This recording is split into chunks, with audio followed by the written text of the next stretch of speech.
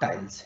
तो हम देखते हैं कि टाइल्स के माध्यम से गणित की किन किन विधाओं को समझने में हमारी मदद कर सकती है। तो हमने देखेंगे कि जब हम टाइल्स ओपन करेंगे तो उसमें कुछ आकृतियां मिलेंगी, जिसमें कुछ वर्ग होंगे, वृत्त होंगे, त्रिभुज होंगे, षटभुज, समचतुर्भुज और एक षटभुजाकार ट्रे और वर्गाकार ट्रे। इतनी चीजें आप लोगों को उसमें देखने को मिलेंगी। हमारी पहली गतिविधि थी दृश्य की रचना करना। तो इस दृश्य की का मतलब युवा की सीनरी की हमें रचना करनी है, एक सीन क्रिएट करनी है, तो जिसमें बच्चे विभिन्न प्रकार के आकृतियों को लेकर के हमें जो है सीन क्रिएट करेंगे। तो हमने देखा, और बच्चों से ये भी पूछ सकते हैं कि सीन में कौन सी आकृति कितनी बार प्रयोग हुई है। तो ये बच्चों का बहुत ही पसंदीदा गेम होता है और इससे बच्चे बहुत आसानी से करेंगे उसको। तो हमने ये देखा कि बच्चों ने हमें ये भी ध्यान रखना है कि बच्चे हर आकृति का प्रयोग कर रहे हो। तो हमने देखा कि टाइल्स की मदद से हम दृश्य की रचना करना सीख सकते हैं। दृश्य का मतलब है यहाँ पर एक सीन क्रिएट करना है, सीनरी क्रिएट करनी है। दूसरा हमारा गतिविधि है पैटर्न बनाना। पैटर्न बनाने में हम ये सीख सकते हैं कि पहले जितनी भी आकृतियां हैं कि उसमें सबसे पहले हमारा त्रिभुज आया है, फिर मान लीजिए उन्होंने वृत्त आया, फिर एक त्रिभुज आया, फिर वृत्त आया, फिर त्रिभुज आया।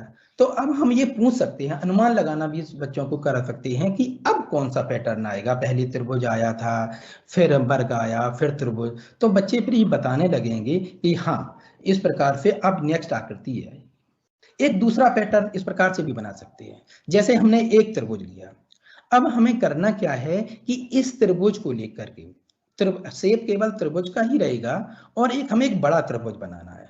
तो हमने एक त्रिभुज लिया, हमने एक और त्रिभुज लिया, एक लिया, 3 हो गए त्रिभुज, और एक लिया, तो 4 त्रिभुज, यानी कि एक त्रिभुज तो एक बन गया। अगर इसी त्रिभुज को लेकर के एक हम बड़ा त्रिभुज बनाए, उससे बड़ा, तो हमने देखा कि 4 त्रिभुज की जरूरत पड़ी थी। अब और इसको आगे बढ़ा करके देखते हैं, इससे बड़ा त्रिभुज एक बनाते हैं। तो हमने 3 त्रिभुज ले लिए, 4 5 हो गए, 6 7 8 9।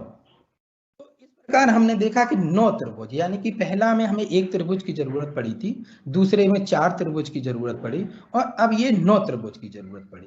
तो हमने देखा कि हमारे 2 पैटर्न बन रहे हैं, एक का वर्ग 1 हो गया, 2 का वर्ग जो है 4 हो गया, और 3 का वर्ग 9 हो गया। तो अगर हम ये बच्चों से ये कहेंगे कि अब अगर इससे बड़ा हम त्रिभुज बनाएं, तो कहीं ऐसा तो नहीं है कि अभी 3 का वर्ग हुआ था, तो अगला वाला जो हमें त्रिभुज बनेगा उसमें 4 चौको 16, यानी कि हमें 4 16 जो है त्रिभुज की जरूरत पड़ेगी। तो इस प्रकार से हमने देखा कि हमारे त्रिभुज का भी पैटर्न बन रहा है, आकृतियों का भी पैटर्न बन रहा है, और आकृतियों के साथ साथ अंकों का भी पैटर्न बन रहा है। और अगर देखा जाए गौर से, तो मैथमेटिक्स एक्चुअली में पैटर्न नहीं है। सब कुछ हमें जब पैटर्न पता चल जाता है तो एक फॉर्मूला क्रिएट हो जाता है, जिससे हम आगे की गणना आसानी से कर सकते हैं। तीसरा है स्थानिक समझ। इसमें टाइल्स को व्यवस्थित करना है, पूरी अच्छी तरीके से टाइल्स को व्यवस्थित करना है, आकृतियों का उनके द्वारा घेरे गए स्थान के संदर्भ में स्वाभाविक समझ विकसित करनी है। अब हमारे पास, जैसा कि हमने शुरू में ही दिखाया था, कि आकृतियों के साथ साथ हमारी 2 ट्रे भी हैं। तो हमारे पास देखा, एक वर्गाकार ट्रे है, एक हमारे पास ये वर्गाकार ट्रे है, और दूसरी हमारे पास षडाकार ट्रे है। एक ये हमारी बार वर्गाकार ट्रे हो गई, और एक दो ट्रे। अब इस ट्रे को भरना है, तो हमारे पास इतनी आकृतियां हैं, तो सबसे पहले हम त्रिभुज को देख करके भरेंगे, क्या ये पूरी ट्रे हमारी भर पाती है कि नहीं भर पाती है।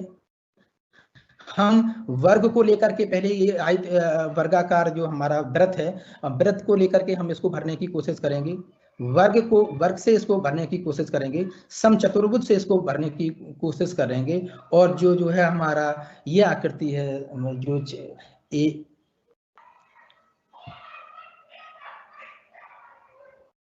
हाँ जी सर, ये जो षटभुजाकार आकृति है, इससे इसको भरने की कोशिश करेंगे। पहले ये ट्री जब पूरी भर जाएगी, उसके बाद हम फिर एक जो हमारे वर्गाकार ट्री है, इसी प्रकार इसको भरने की कोशिश करेंगे, और फिर ये नोट करेंगे कि किस आकृति के द्वारा हमने ये दोनों दो जो ट्रे थी हमारी, वो ट्रे भरने में हमारी सक्षम हुई, और कौन सी आकृतियों के द्वारा ये ट्रे हमारी पूरी नहीं भर पाए। तो हमने देखा कि पहले हमने इसको मान लीजिए वृत्त के द्वारा भरने की कोशिश की, तो हमने ये देखा कि कुछ स्थान छूट रहा है, ये पूरी ट्रे नहीं भर पा रही है। अब ये देखेंगे केवल वर्ग के टुकड़ों को देखेंगे कि हमने केवल जो है केवल वर्गाकार टुकड़ों को लेकर के ये आकृति जो ट्रे थी हमारी उसको भरने की कोशिश की, और हमने देखा कि अगर हम वर्गाकार आकृति से इस ट्रे को भरते हैं तो हमारी पूरी का पूरी ट्रे नहीं भर पाती है। दूसरा बात यहाँ पर हम एक और कर सकते हैं, हम ये भी पूछ सकते हैं, अनुमान लगाने वाली बात है कि इस ट्रे को भरने के लिए कितनी आकृतियों की जरूरत पड़ेगी। अगर हम मान लीजिए कि रेक्टेंगल से यानी कि आयत से भरने की कोशिश करें, त्रिभुज से भरने की कोशिश करें, या वृत्त से भरने की कोशिश करें, तो कितने वृत्त में ये ट्रे भर पाएगी या नहीं भी भर पाएगी।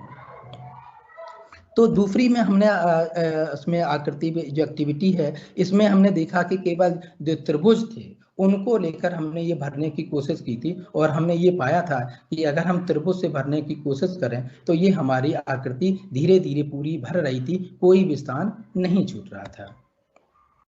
इसी प्रकार समचतुर्भुज है, समचतुर्भुज से जब हमने भरने की कोशिश की तो ये आकृतियों में कितने समचतुर्भुज की संख्या लगी है, तो इस प्रकार के बच्चों को नोट करने के लिए हम कह सकते हैं कि कौन सी टाइल्स बिना जो खाली जगह छोड़े ट्रे को भर सकती है। ट्रे को भरने के लिए सबसे कम किस सतह की टाइल्स का उपयोग किया जा सकता है, ट्रे को भरने के लिए सबसे ज्यादा किस टाइल्स का प्रयोग करना होगा। इसी प्रकार हमने देखा कि इसमें जो षटभुजाकार आकृति थी इसको लेकर के हमने इस ट्रे को भरने की कोशिश की थी, तो हमने सभी आकृतियों का प्रयोग किया और ट्रे को भरने की कोशिश की, और ये पाया कि बहुत सी आकृतियां ऐसी थीं जिनसे पूरी ट्रे भरी नहीं जा सकी, और बहुत सी आकृतियां ऐसी थीं जिनसे ये पूरी ट्रे भरी जा सकती थी। केवल वृत्ताकार टाइल्स का हमने प्रयोग किया, तब भी हमने देखा कि बहुत सी जगह हमारी खाली पड़ी।